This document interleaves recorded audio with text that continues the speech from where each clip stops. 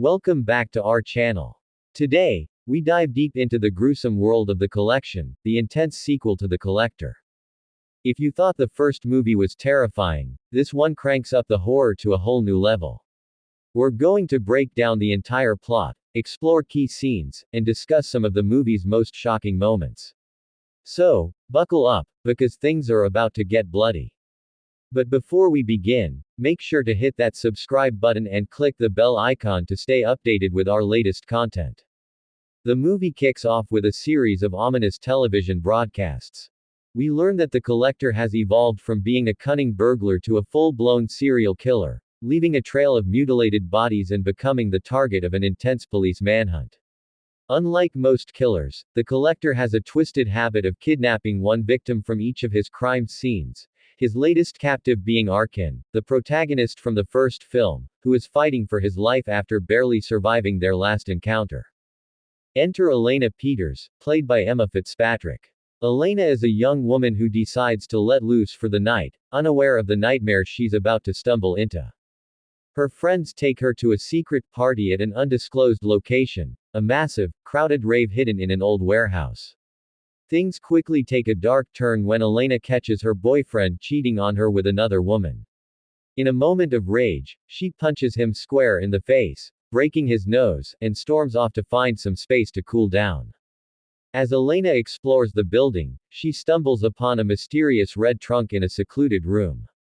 Curiosity gets the better of her, and she opens the trunk, only to find a bloodied and severely injured Arkin, portrayed once again by Josh Stewart. Just as Elena processes what she's seeing, Arkin desperately grabs her, saving her from a deadly trap as a steel spear shoots from the wall, a signature move by the Collector that triggers a series of horrific events. What happens next is one of the most gruesome scenes in the entire movie. As Arkin and Elena barely avoid the spear, it activates a giant rotating mechanism with blades that slices through the crowded dance floor, turning the rave into a bloody massacre. People scream and panic, but there's no escape. Elena, terrified and disoriented, triggers yet another trap, a tripwire that releases thin swords, flinging across the hallway and impaling the panicking crowd. In the chaos, Elena witnesses the Collector standing ominously on a crate above the room. Before she can react, the ceiling begins to descend, crushing anyone left alive, including her friend Missy. Horrified, Elena watches helplessly as her friends are gruesomely killed. While Elena is captured by the Collector, Arkin makes a desperate move. He shields himself with a corpse and jumps out of a high window, crashing down onto a car below. The impact breaks his arm, but Arkin is alive. He's later found and taken to a hospital where the police immediately place him under arrest due to his criminal history. But this isn't the end for Arkin. Soon, he's approached by Lucello, the right-hand man of Elena's wealthy father, played by Christopher McDonald. Lucello has a proposition for Arkin: help him and his team of mercenaries track down the Collector and save Elena, and in return, Arkin's criminal record might be cleared. Arkin, having no real choice, agrees. While in the Collector's clutches, Arkin had marked their journey on his arm using a series of cuts, and he uses this to lead the team to the Collector's lair, an abandoned hotel in a deserted part of town. The abandoned hotel is a maze of death traps and horrors, where every corner hides a new danger. Arkin, still traumatized from his previous encounter, refuses to enter. But Lucello forces him at gunpoint, leaving Arkin no choice but to guide the team through the nightmarish labyrinth. Meanwhile, inside the hotel, Elena proves to be a resourceful survivor. Using her bra, she manipulates the latch of the red trunk she's locked in, managing to escape just as the Collector enters the room. He unleashes spiders to track her down, but Elena cleverly evades them, triggering the building's surveillance alarms and buying herself precious time. The hotel is a death trap, not just for Elena, but also for the mercenaries. As they explore, they're attacked by the Collector's twisted creations, people with half-faced masks stapled to their heads, driven insane by drugs and captivity. The team is forced to kill them in self-defense, but each encounter costs them dearly.